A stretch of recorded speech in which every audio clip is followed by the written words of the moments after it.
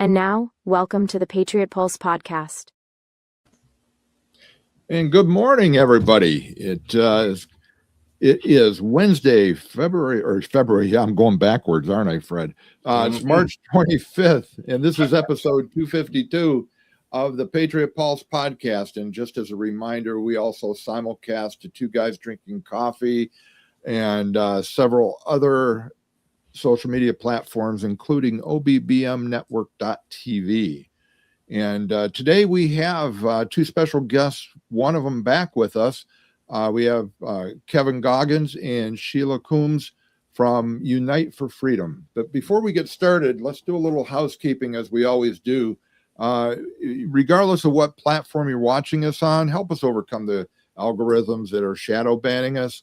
I still have people tell me that they can't find us organically. They got to actually search for us on Wednesday morning, so that we know Facebook, Rumble even are doing their number to try to silence us. But you can help us overcome that by clicking like, clicking share. If you're on Rumble or X, you can subscribe to the channel. But we just appreciate that to help us get the word out. Before we go any further, and I got to cue this up, before going further, just do a little business with America to help us keep this show on the air. So just a quick word from one of our sponsors. Need to get your brand noticed, remembered, and loved? At Everything Printed Promo, we turn your logo into walking, talking, shareable billboards.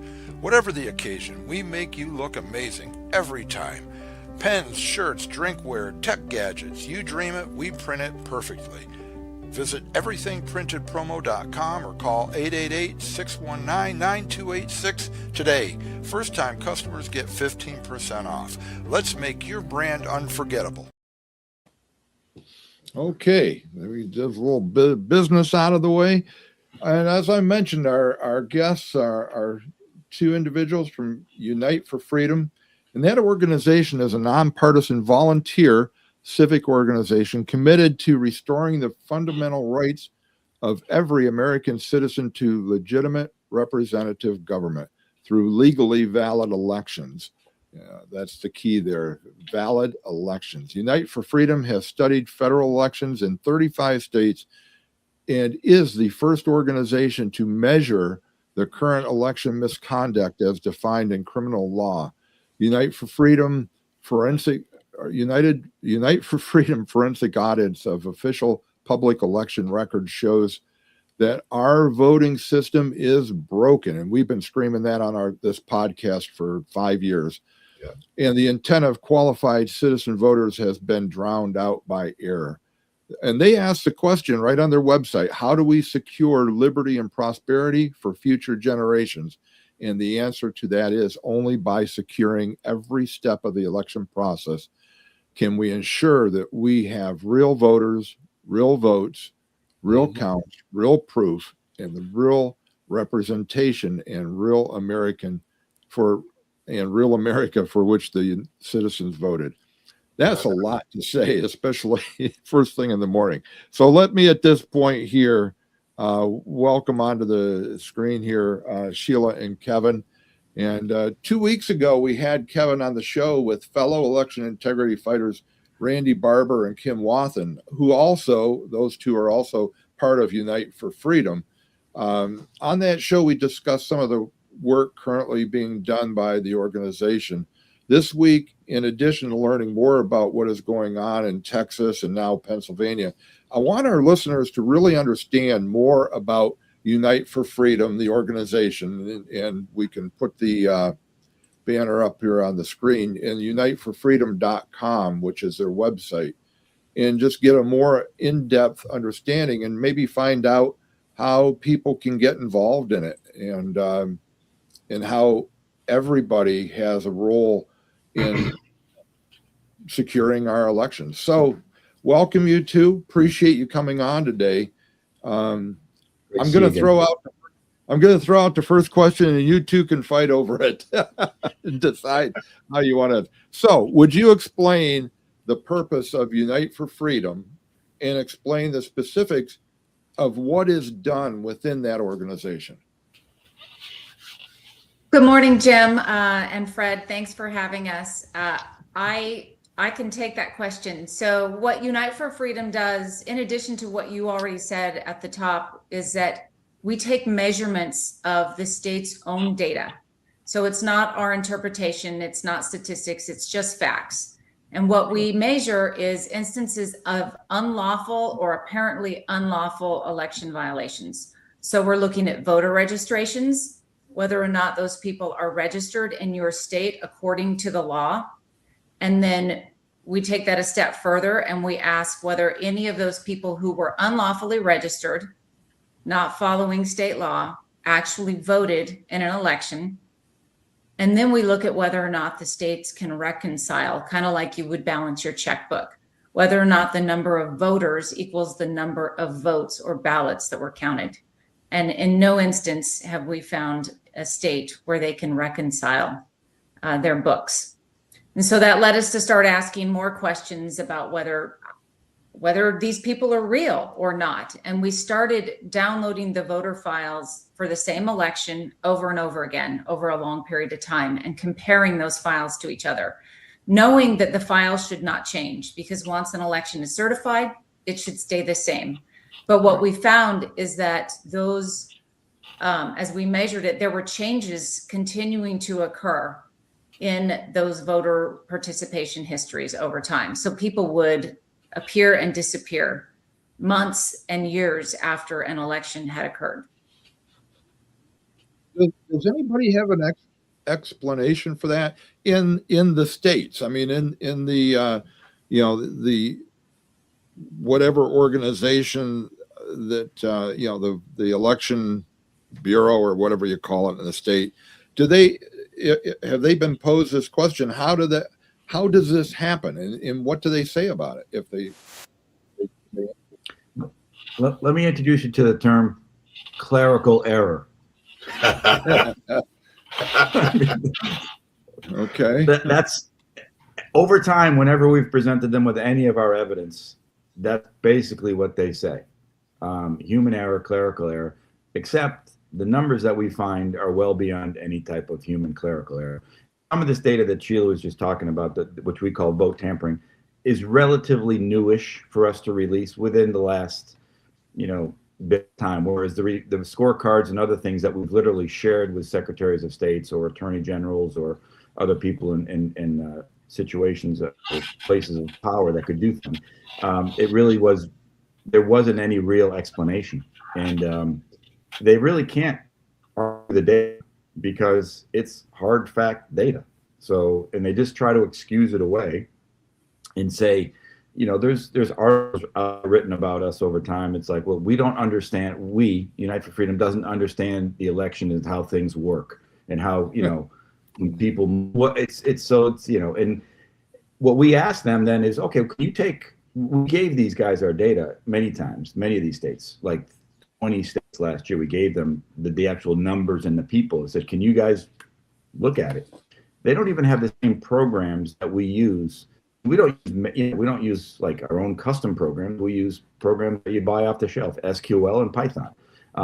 The offices in both state and county don't have those programs even on their computers to be able to run the kind of queries that we run to find the information. So how do they even know it's not right? It's been difficult. It's been a brick wall really to get them to give them the information and to get them to act on it. The first question that pops into my mind, though, even when they try to use the excuse of clerical error, once an election is certified, shouldn't that kind of set it in stone? In other words, if it's certified with a certain number, even if you found a quote unquote clerical error later, it doesn't appear that, I mean, if it's certified, it's certified. If there was clerical errors that are uncovered, shouldn't that negate the certification? Yes. Yes. So if you certify an election, you're attesting that it's lawful, that it's valid, that you followed the rules, and that you know that the outcome is accurate.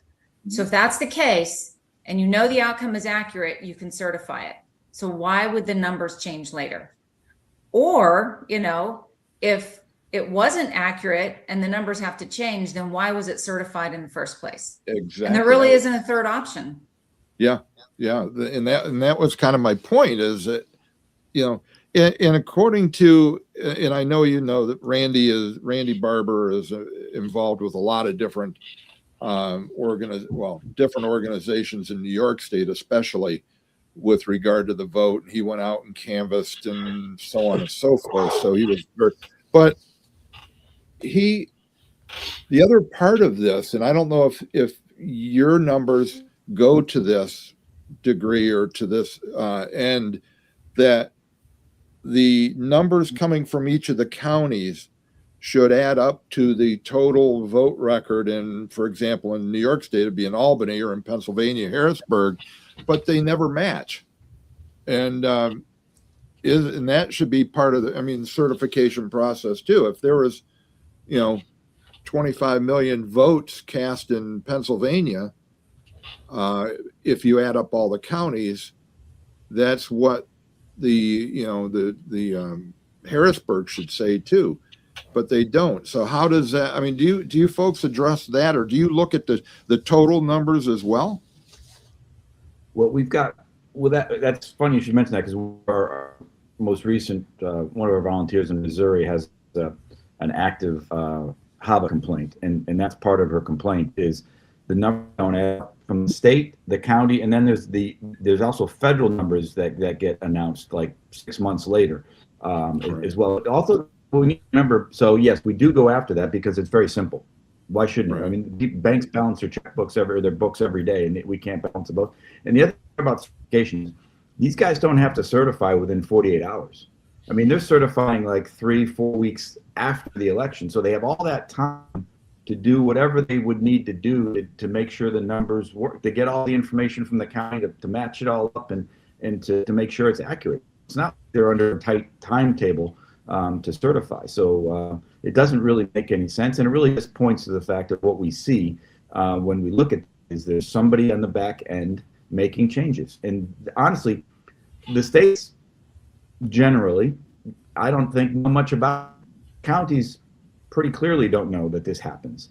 And but the problem that we have is nobody investigates it. When we showed it to them, when I first got started in this 4 years ago, I expected perfect. I'll go to my folks and I'll show them, and they'll be curious. They'll look into it and they'll investigate. That's the problem we have. No one's curious to look into the information and dig deep like we've asked them to do. I think they changed the numbers back because they know that now people are watching them so close that if they change it back to where it should be, then when you try to investigate them later, they can say, no, it's accurate. It's accurate. Look. That's exactly why they're changing it. Sheila? It sure seems that way. We caught them this time in Texas in real time, though. So there are two types of vote tampering reports. They're the ones where we go in after the election is certified and download the data, snapshots of the data over time, and we compare the changes that happen after the election. But in Texas, we just had our primaries. I'm located outside of Dallas, Texas, and we had our primaries. The early voting period was in late February. And we had an analyst here who was downloading the data several times a day from the Secretary of State's website. Well, that's because in the state of Texas, there is a law that says every day during early voting, they have to post the voter participation history up on the Secretary of State's website by 11 a.m. So you can go download it, and he did it multiple times a day. And what he found was that in real time, the voter participation history was changing. So it might be that if I showed up on the 17th to vote by 11 a.m. on the 18th, my name should be on a list of people who voted, and it should say where I voted and what day I voted. And then maybe on the 19th, a file that is supposed to say everybody who voted might not have my name in it anymore, or it might have multiple ballots attributed to my name. So the changes are happening in real time, and they're happening after the fact. Wow. And we don't know who's doing it, to tell you the truth, because it's happening in Texas. We have Democrat and Republican primaries that are run by the parties. They're run completely separately, and it happened in both elections, in the Democrat election and the Republican election. Wow. Now, is this, can you identify with with the data that you get a hold of, can you identify whether these votes were done on machine or were mail-in ballots? So in this case, this was all during the early voting period. So these were in-person voters going into the counties and voting. And a lot of our counties use paper ballots, and then they scan them. Yes. There may be some that use a touch screen, but I'm actually not sure. I know my county uses paper ballots, and then Okay. they scan them. So this wasn't for mail-in ballots, and it wasn't election day. It was the 10-day early voting period. So we know that, and this is irrefutable as far as I'm concerned. I'm in the IT business. You know, there is no secure electronic device. I don't care where you go. You can't guarantee me with 100% certainty that either the scanning mechanism, the machine, and the tabulation portion of that scan cannot be tampered with. Nor, if in the case in our area, if you have touchscreen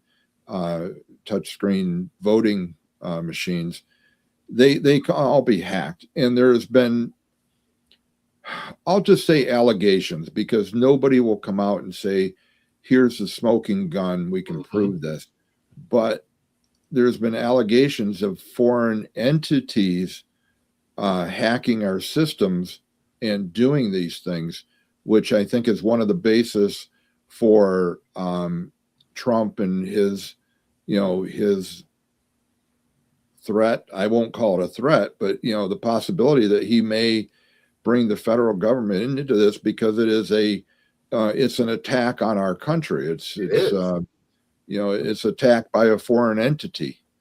So I'm not even sure where I was going with that, except for the fact that, do you believe, do you think this is happening externally like that, or is there something going on in the counties, or, I don't know. Nobody's telling us for sure. What do you think? What's your thoughts on that? Well, let's just talk. I just want to mention the machine you talk from a certification standpoint. They're supposed to be certified every time they're going to be used. And there's been this thing called a waiver given by the government that doesn't require the municipalities to certify their voting machines.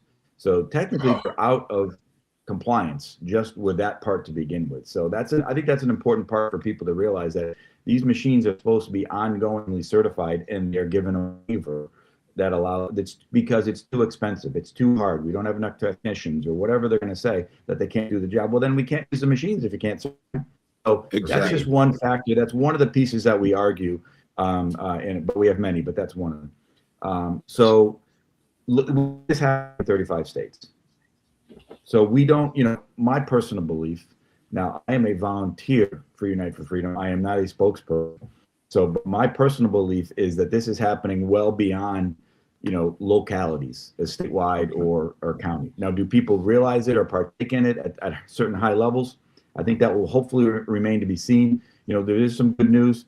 We're just talking about the machines. We heard that Tulsi Gabbard had taken, the ODNI had taken machines from Puerto Rico. We had heard that reported. Then she testified to that in Congress earlier this week or last week.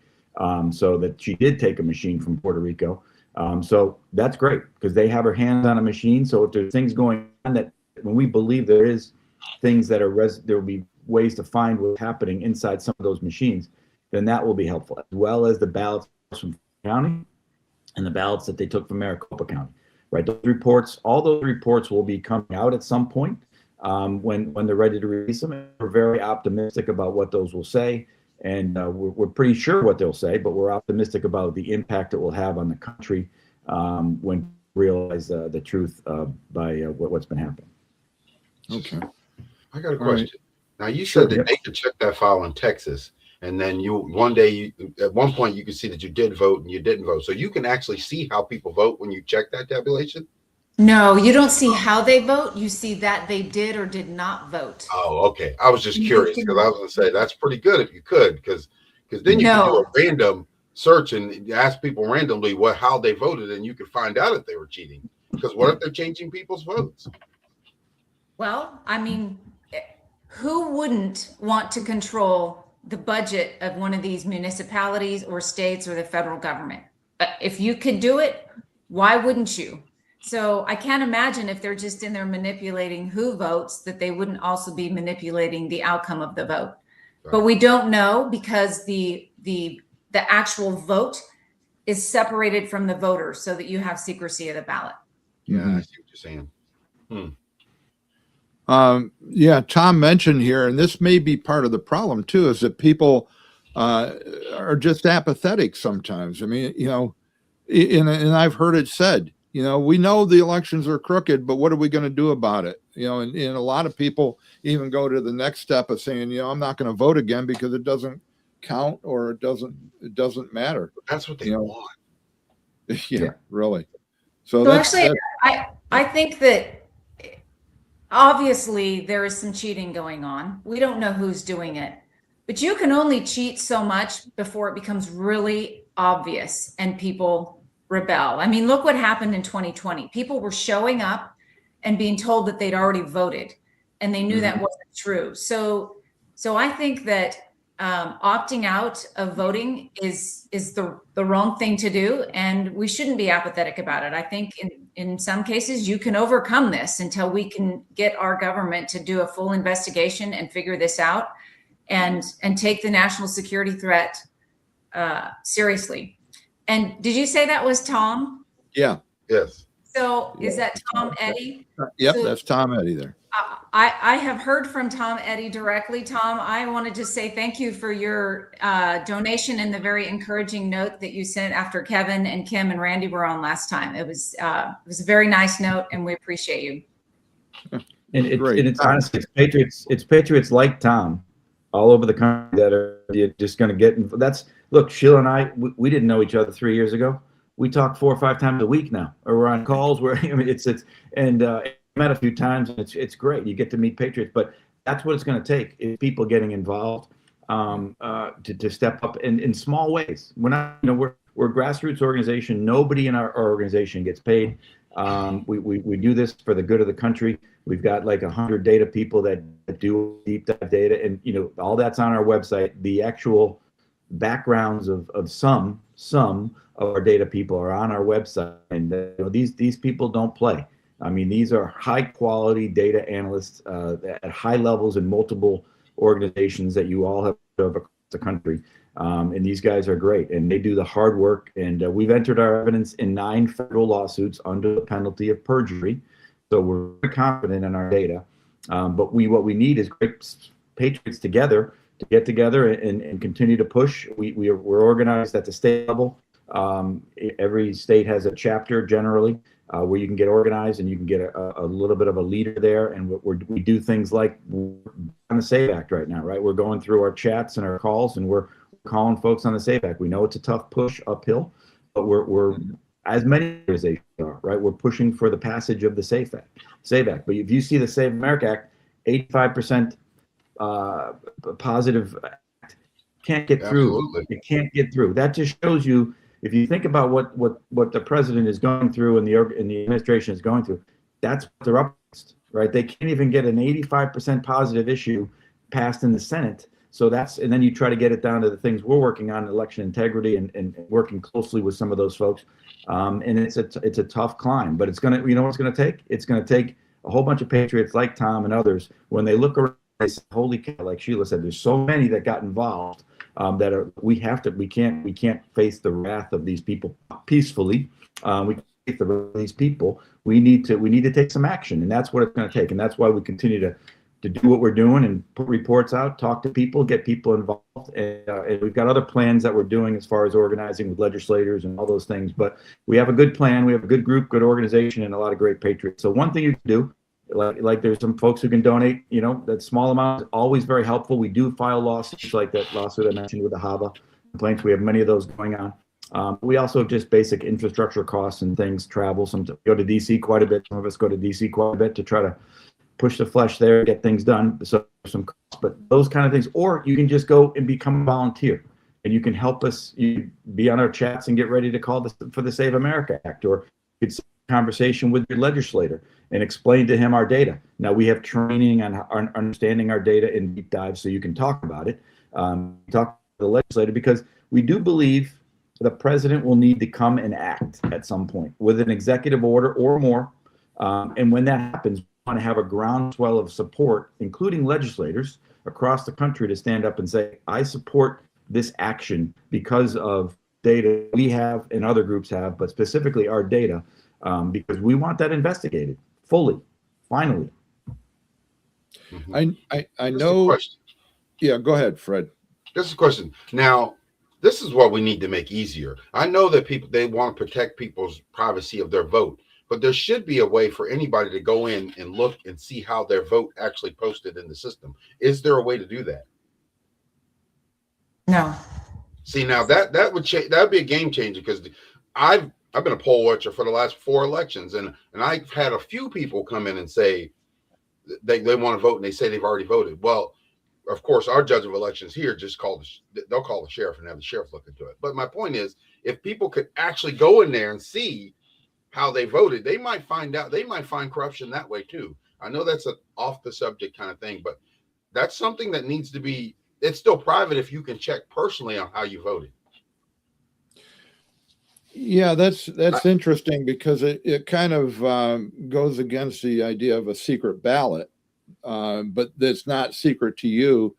But ballot, I understand where you're coming with that, Fred, because the numbers that we saw in the last few elections, where they changed in the middle of the night, how do you know your vote was actually counted properly? That's a big question. I don't know the answer to that. Do you have a thought on that? I mean, how do I know my vote was counted the way I voted it? Well, one of the problems with these elections is a complete lack of transparency and auditability. So things get stuffed into these machines. I think we saw here in Tarrant County in Texas, where a machine created a ballot image that was inconsistent with what the paper ballot actually said. So, if they do let you see the ballots, maybe it's just the ballot images and not the ballots themselves. They hold on to them and try to keep them away from people. So until we have a system where election officials are transparent and a system that is auditable, you can't know. I don't know that we have to break the secrecy of the ballot, but you have to be able to do a full audit from end to end. You have to know that the voters are actually lawfully registered, and the state is keeping an accurate voter roll, so that they only give ballots to people who are lawfully registered to vote. And then those ballots need to go direct, from the voters' hands into some kind of guarded system that accurately tabulates them and verifiably accurately tabulates them all the way to the end to certification. And that's just that's how you end up with real representation. That's how you end up with a Senate that does the 80% issues. Mm-hmm. Or an email confirmation that you voted. You know what I mean? Yeah. And who you voted for. I don't know about the email confirmation, but I do know the technology it can exist. The technology exists right now for that to happen. If in fact it was put into place, the technology does exist through ways to keep it secretive for just your. We have secretive passwords, and they get hacked and all that. But you have that stuff basically on your phone now for many of the things you're doing. So there is a way to make that happen if the states wanted to do that. That is one of our solutions. Actually, we have like a 15-point plan on our website that lays out the areas where people are getting into the system, and then it lays out a fix for that particular area. It's got 50 different spots on there that we need to fix. So, that gets back to a bit about the breadth of this issue is not just we can clean the voter rolls and we're good. There's a lot more to it than that. Yeah. Eddie wanted you to post that email address again, Jim. He didn't get it last time you posted their website address. The website address? Okay. Yeah, I think he wanted it back up there again. Yeah, I know Tom wanted a mailing address too, and we got that to him before because he doesn't do things online. But can you give us a mailing address in case somebody wants to do it like snail mail? Yeah, he just said that. He just said that. You're right. Okay. So what is the mailing address? It is 167 Lamp and Lantern Village, Suite 194 in Chesterfield, Missouri. Okay, I was trying to type that as I go. 167 Lamp and Lantern Village? Yes. Lamp and Lantern. That's a lot. Lantern Village. And what was the rest of it? It's Suite 194. Because I'm going to put this on the screen after I go ahead. In Chesterfield, Missouri. I put it in a private chat. If anyone can see that, maybe you can copy and paste it. Oh, okay. All right. Oh, I see it there. Okay, I can do that. Yeah, I see it too. I didn't know you could do that. Hey, that's cool. Yeah. Well, I will put it up here as a banner too. We're very appreciative of anybody. Look, we know times are tough and it's very difficult out there right now. So we appreciate anybody that's able to give us any amount of money, and it goes a long way. We use it all for the right stuff. We can certainly guarantee that we use it for the good purposes of trying to save the country. So thank you all. Much appreciated. Yeah, that's great. And actually, everybody at Unite for Freedom is a volunteer. Not one person takes a paycheck. And in fact, often when we travel for Unite for Freedom, we do it on our own dime. So we're donating as well. Our chairman doesn't take a paycheck, all the way down to the newest volunteer. Nobody gets anything for this. Yeah, just there. Christy did.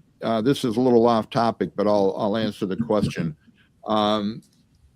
If you do become independent in Pennsylvania anyway, if you have open primaries, it might be a little different, but in Pennsylvania you have closed primaries, Christy, where you can only vote in the primary if you're affiliated with a party that is on the ballot, obviously, Republican or Democrat. So yeah, that's the way that goes. That's different by every state, depending on what state she's in, but that's different by every state. Yes. Yeah.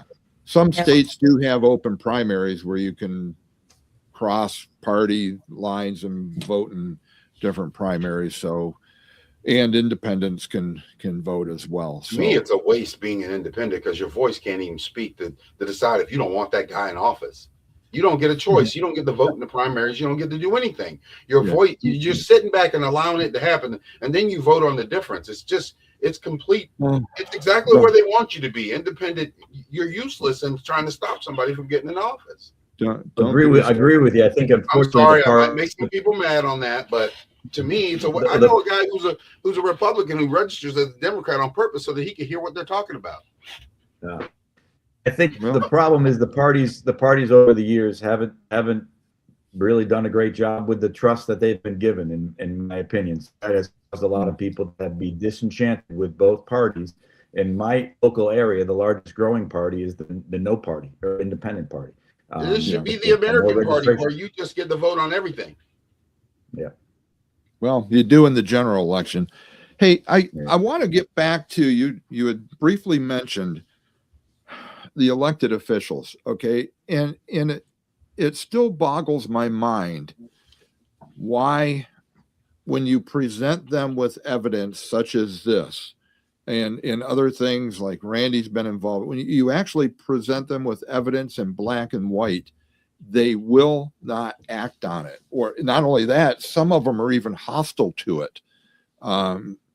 What's your thoughts on that? I mean, how they're elected officials put in office to represent us, the American people and the voters, but yet they ignore things like this. It boggles my mind. Well, they were elected by this system.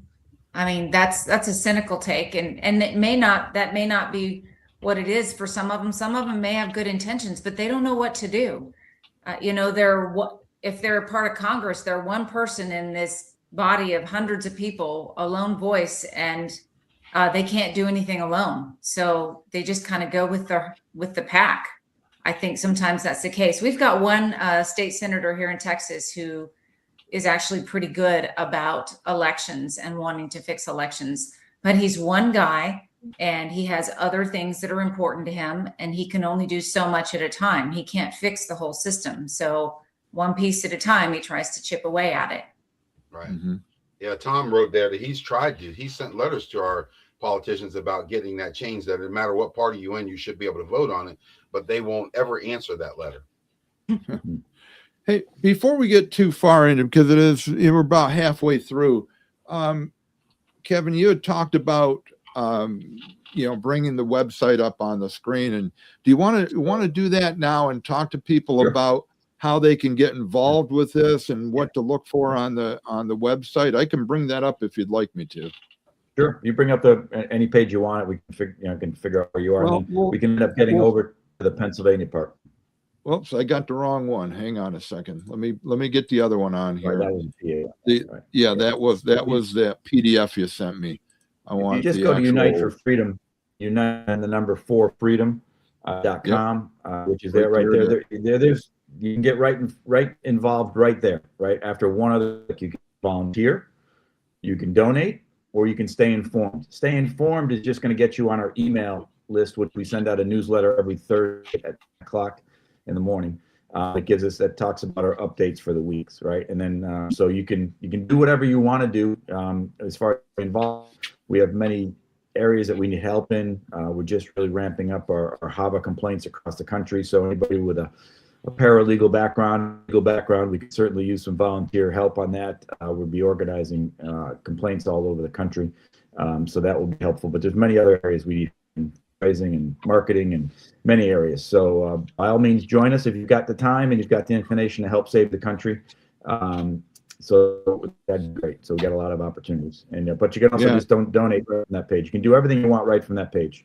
It's very simple. Yeah, I was just looking at that. Even goes through, what tells you what skills you've got. Yep. It helps us a great deal identify who can help us quickly doing what tasks, because we have a lot of tasks that we do, right? I mean, like, this is just a beautiful website, right? It doesn't come without the work behind it to make it work. But right, and the cost just to keep it up. I mean, I have several websites, so I know what the cost is involved with those. So that's also why it's important that the organization gets some donations in there, because all this stuff costs money, and we know most attorneys aren't fighting litigation for free. I mean, you get some pro bono work, but not very often. So if you want to go to resources, and we'll pull up the PA one, right? So you got, I think it was under resources. Is that what it was? It'll be under reports. I'm sorry, reports or media. I'm sorry, do media, because we'll pull up the press release. So okay, is this the press release you were talking about? Yep. So on Tuesday we released some specific information to Pennsylvania. Sheila was talking about vote tampering, and so we came out with our vote tampering report for Pennsylvania. We've done multiple states vote tampering reports, and we have others to release. But this is the press release that went with it, and then in the bottom we have both the tampering report, and we have the scorecard, which started us in Pennsylvania on showing us there's problems. But right about in there where there's one line in there that says there's over 2 million changes to the 2020 election, voter history changes to the 2020 election. So that's what the vote tampering reports show. Yeah, right here, too. Yep. Oh, yeah, right up here, 2 million. Yeah, I see it there. Yep. So That's what the data, and this is not an easy thing to put together. This is our quality of our data team. They're able to take these snapshots like Sheila talked about of looking at the same information over time, and it should never change, but we're able to run programs that show changes. And they shouldn't happen. And so, we think these are fairly for us relatively compared to, we've been around for about 4 years, but these are fairly new reports. So we think these are pretty game-changing reports, honestly, for the Department of Justice or anybody who wants to take action on it. It's very hard to explain away how you're changing a certified total 2, 3, 4 years after the election happened, but that's ongoing and still happening. And every time you look at that data, the longer away you get from the election, the more changes there are. Right. So and it's a little bit like Fred said, if you're trying to hypothesize, they're doing some things in the background. I think ultimately what they're trying to do is, like we told you, there's not one state that matches the numbers of votes, people casting votes to the numbers that are reported. There's not one state. So the time I believe they're trying to do is make those totals be as close as possible, and try to hide what they're doing. Why else would you be making changes X amount of years after it's certified? So that's an important release report. It is for all the folks in Pennsylvania. So you can realize that and talk with your legislators about most recent data for that. That's from the 24 election. Like Sheila said, we have information from the 26 election. The thing that concerns me personally is that is still happening, right? We show you it happened in 24, okay, but right now it's still happening in Texas in 26. So whatever's going on is still going on. And they know that we know. They're not stupid, right? We've released reports, so they know people are watching them, and for them to be that brazen to do it again is, you wonder, do they think they're going to get away with it? Do you think that they won't see it? I don't know what they're thinking when they're making these changes basically in real time, like Sheila described. But they're doing it, and so we're going to report it. We're going to get it to the right people, to the people that can take control of it and do something with it, and we'll see what happens. Right. So it's even worse than that. They're actually trying to obfuscate the information or make it harder for our analysts. What we saw in all of those downloads in Texas is that they changed the structure of the files. So if you download a spreadsheet and it has a list of columns, it should be the same every single time. It should be uniform. But they changed it. Sometimes a column was missing or it was misnamed. And so the data analysts, thank God they're amazing analysts that we have on our team, because they had to go through and normalize all of those files and make sure that they were looking at apples to apples instead of apples to oranges. Mm-hmm. Somebody knew. They were waiting for us. We released the 2024 vote tampering report, so they were lying in wait when we were looking at the 2026 primaries. But they knew that there's not much they can do, because there's a law that says it has to be posted every day at 11 a.m. Right. So that would pay attention. I mean, I'm not locked by party line. If a Democrat actually came out and said something that was going to actually help America, I might actually listen to you. But when you're stuck with the only thing you can say is Trump, Trump, Trump, Trump, Trump, Trump, Trump, I don't want to hear it. Bottom line is this: there shouldn't be. Independence is the liberals' best friend, because they know that most of those independents are not going to vote to come the nonsense that they have. But if you were to get everybody in one party voting however the person is talking, it would change everything. It should be. It would change everything. I think it would. Well, back to your point, Sheila. If they're screwing with the file formats, they are. And it has to be intentional, and that would have to be at the local or state level, I should say, or in our case, the Department of State or the Department of the Commonwealth oversees elections. So if they're changing file formats midstream, that has to be an intentional change, and then it begs the question: why are you doing it?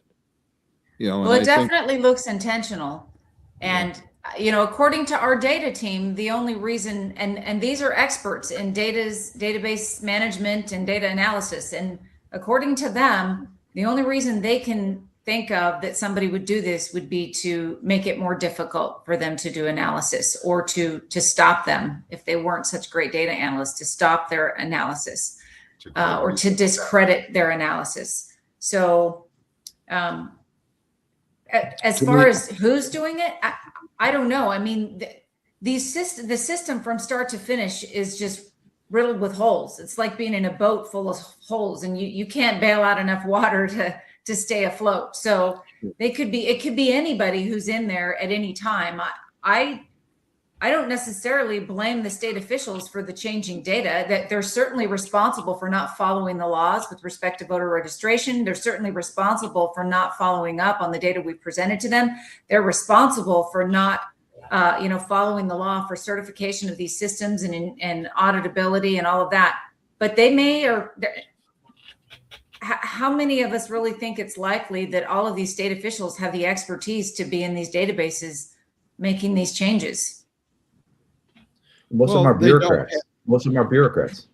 Yeah. Right. They don't have the expertise, but they certainly have the wherewithal.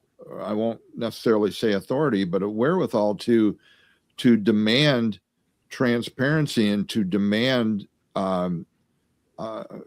corrections in the voting process. And that transparency I want to talk about also, because you mentioned also what you just said there, Sheila, is that you don't know who's doing this. And the reason we don't know who's doing this is there is no transparency to the process. That's we right. don't The reason why they we do don't it is pretty see reasonable what doubt. if something is done behind closed doors, you don't know how it's done, or you don't know who's doing it. So how do we get around that? Make it a corrupt judge. So you don't get around it until somebody's held accountable, like Right. really held accountable. And then they all start to get scared and start to figure out how to fix it. So this is, in my opinion, this is up to the federal government to investigate, because these are federal laws. We're talking specifically about federal laws that are being broken, and the federal government has a responsibility. They have a duty to go in and investigate and ensure that the states can, carry out the elections, time, place, and manner, but they still have to obey federal civil rights law. They can't dilute your right to an equal vote. They can't, but they also can't suppress your vote, and there has to be a balance. And that's not what's happening. One of the things. Go ahead. I just want to talk about that sheriff in California, just so you guys are aware of that. Like I said, there's many good things happening. A sheriff took it upon himself recently, within the last week, to commandeer 650,000 ballots in a county. I think it's Riverside County in California. I think it's Riverside. Sheriff Bianco, who's also running for governor, but he commandeered the ballots, which is not normal. Obviously, whether he has jurisdiction over this, not going to be fought out. But there were so many reports, of which we have some reports of issues with the Prop 50 election that just occurred back in November, of votes not adding up and all of our data, basically, type things. That he commandeered the ballots. So there are people starting to get involved, but I think Sheila's all right. This has to be a Department of Justice. One thing that you hear about is the fact that I forgot. I just saw Sheila's question there, so I apologize. I lost my train of thought. I apologize. Well, okay, I'm sorry. That's all right. I'll jump in and ask a question here, because a lot of people say this comes down to, all the way down to the county clerk. But I wish I would have written this down or researched it, but I remember reading an article where a county clerk, might even have been Colorado, because it came up in the same conversation as Tina Peters, but where a county clerk refused to certify an election because of anomalies she's found, but yet people from the state threatened her with arrest if she did not certify that. So, I mean, the accountability, just the accountability alone, you're right. I mean, I guess I'm making the point of it almost requires federal action to to ensure the laws are being followed all the way down the line, because it seems like there's corruption at every level. So you're right. It does require federal action, in my opinion. But I think there are things that citizens can do as well. So Kevin Right. alluded to it earlier. We had a recent big win in the state of Missouri. One of our chapter leaders out there, a courageous lady named Connie, filed a Help America Vote Act complaint against the state of Missouri because their numbers didn't reconcile, and they're required to reconcile. And the state, they brushed her off essentially and said, well, you didn't file it within 30 days, and that's what our rules say. So she said, okay, well, I'm going to take this to federal court. And she did this all on her own. She's kind of building a template so that we can help other people do this. She went to federal court and she said, I believe I have a right, a civil right under the Help America Vote Act to have this hearing. And my state denied it. They said that their bureaucratic rules take precedent over federal civil rights law. And the judge said, that is not the case. As a matter of fact, the state of Missouri must give you that hearing, and they must preserve evidence. So now she's been given a hearing date. It's about a month from now that she's going to prepare for. And the federal judge has actually retained jurisdiction over this case to watch over Missouri's shoulder and make sure that they're going to follow through. Now, her case hasn't been heard on the merits yet. This is totally procedural, but that's a big deal that a federal judge told a state. And it's not, we think this is all blue states. It's blue states, red states, purple states. All of the states don't want to comply with this. So big win in a red state. And that's going to be used as precedence in other complaints going forward. So now we've had a second chapter director in Colorado file a Help America Vote Act complaint. He did it in collaboration with Peter Berniger against the state of Colorado. So the states are going to have to start to comply. It might seem small, but that's a really, really big deal. And that's the kind of thing that breaks the dam. So I think you need both. You need to kind of come at it from a citizen point of view, and the federal government needs to come in and enforce the law. Okay. And she's doing that without a lawyer. She's doing that's pro se. She's doing that as they are in Colorado, right? Without legal. They're doing it, which is called pro se, which is a way a citizen can do it. Like Sheila said, we have help if people are interested in doing that. If we go for very simple HAVA complaints. Your numbers, sir, ma'am, don't add up. They're supposed to. Can we just start with that? So that's our HAVA complaint. That's Connie's HAVA complaint.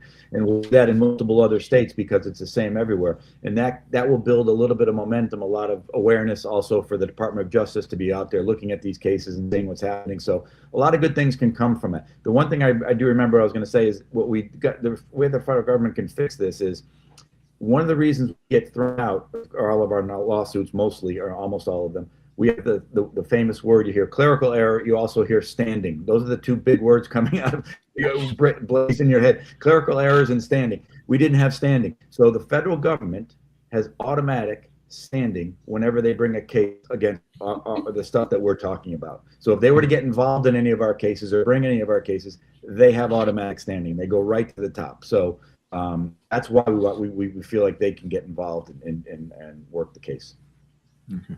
Okay. Sheila, in the last couple minutes we have here, because you did, can you kind of give us a synopsis on the Pennsylvania vote tampering report? Sure. Yeah. So that's, we are talking to a Pennsylvania audience, I think. So I definitely want to. We got both. Yeah, we got national, but a lot of them are in Pennsylvania. So go ahead. Good. Yeah. So that's the one we just released. So the bottom line is, like we've been talking about, the data is changing years after an election. So this vote tampering report is for the 2024 general election in Pennsylvania. And we took a snapshot of what the voter registration or the voter file looked like on December 18th of 2024. And that was the state's official record of who voted, where they voted, and how they voted, not like who they voted for, but did they vote by mail or early voting or election day. That's the state's official record of that. And then we took another snapshot, the exact same file, or should have been an identical file, about a month later on January 13th. On December 18th, there were people who were recorded as not voting.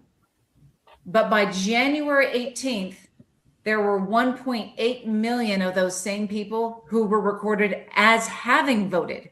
Oh my So goodness. somehow 1.8 million voters were added in a month right after the 2024 general election. It would be like, Jim, you looked at the record and said, oh, it says I didn't vote. And a month later, you look at the same record and all of a sudden you did vote, even though the election is certified and the file shouldn't change after that.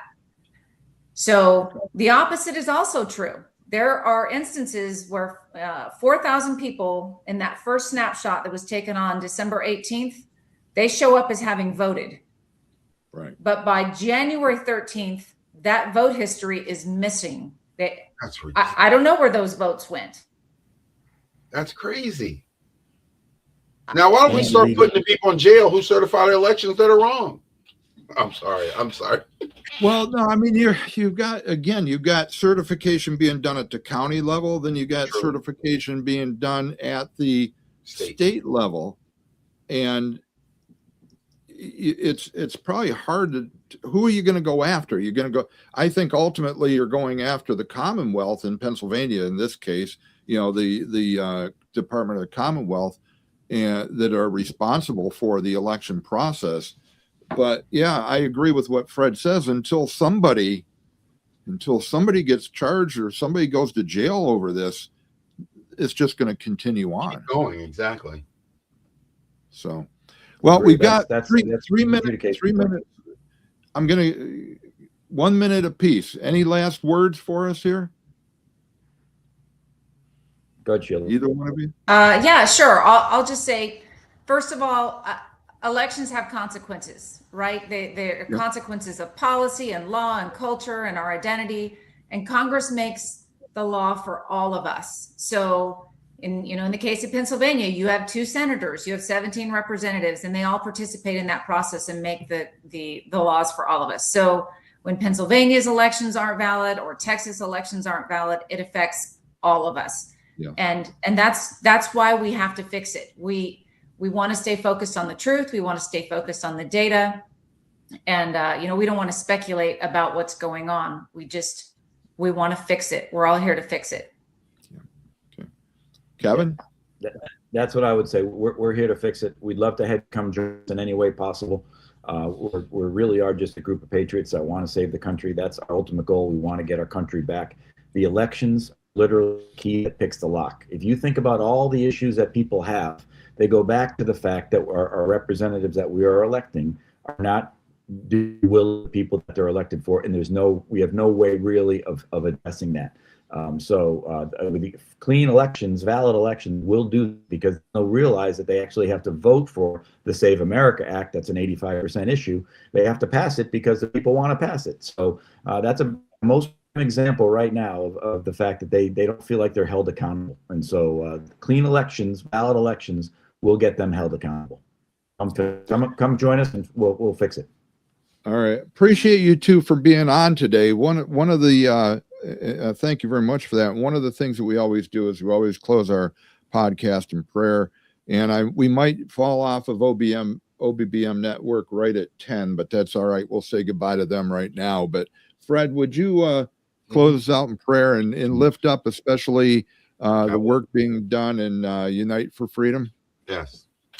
Thank you, Lord, for this day, Lord. I ask you first, you put a hedge of protection around the people who are working at United for Kevin Ann's, for Sheila, Lord. I ask, Lord, did you give them wisdom, give them understanding, and help them see through the lies.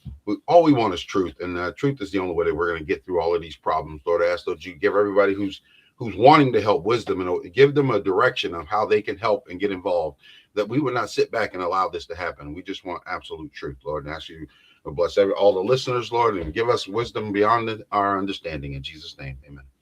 Amen. And again, thank you two for coming on. Keep us posted. Just for full disclosure, I am a member of Unite for Freedom, working with Kevin here, and appreciate that. I just encourage everybody that's within the sound of this, my voice here in this podcast, go on to uniteforfreedom.com. and volunteer. That's the way you can make a difference. So again, thank you, and appreciate you being on, and we'll stay in touch. Thank Okay. you. Thanks. Thanks. All right. Thanks, Jim. Thank Bye you. now. Bye. And Fred, as far as closing out the show, as we always do, regardless of whether you're having nice weather or whatever, we hope you have a wonderful day. Be blessed. And be a blessing to others.